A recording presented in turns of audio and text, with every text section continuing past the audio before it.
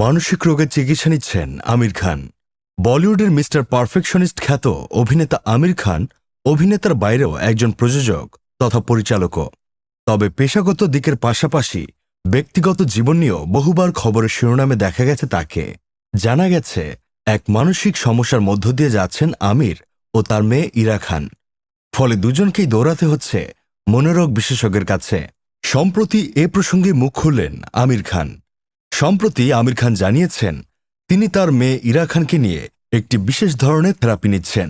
এই থেরাপির মাধ্যমে নাকি বাবা মেয়ের সম্পর্ক আগে থেকে অনেক বেশি শক্তিশালী হবে বলে আশাবাদী অভিনেতা। মানসিক প্রশান্তি এবং দুজনের সম্পর্কের উন্নতির জন্যই মূলত এই থেরাপি নেওয়া। বিগত 1 বছর ধরে বাবা মেয়ে একসঙ্গে এই থেরাপি নিচ্ছেন। এবার ঠিক কতটা মজবুত হল তাদের সম্পর্ক, সে বিষয়েও কথা বলেন আমির।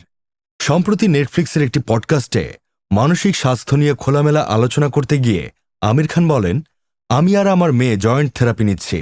আমাদের সম্পর্কের মধ্যে কিছু সমস্যা সমাধান করার জন্যই এই কাজ করছি। আমি একটু অস্বস্তিতে ছিলাম ঠিকই, কিন্তু এখন বুঝতে পারছি এটা কতটা গুরুত্বপূর্ণ। আমির আরও বলেন, আমরা দুজনেই বেশ কয়েক বছর ধরে থেরাপিস্টের কাছে যাচ্ছি। এটি সত্যিই কার্যকর প্রমাণিত হয়েছে আমাদের জীবনে।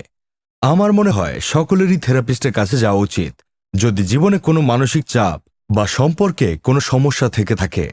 জীবন এবং সম্পর্কের মান দুটোই উন্নত হয়। এই থেরাপি নিয়ে আমির খানের মেয়ে ইরা বলেন, আমাদের সম্পর্কে যে সমস্যা ছিল তা অনেকটাই কেটে গেছে এই থেরাপি নেওয়ার পর। এটি শুধু আমাদের সম্পর্কের উন্নতি ঘটাচ্ছে না, একে অপরের প্রতি শ্রদ্ধা এবং বোঝাপড়া বাড়ছে ধীরে ধীরে।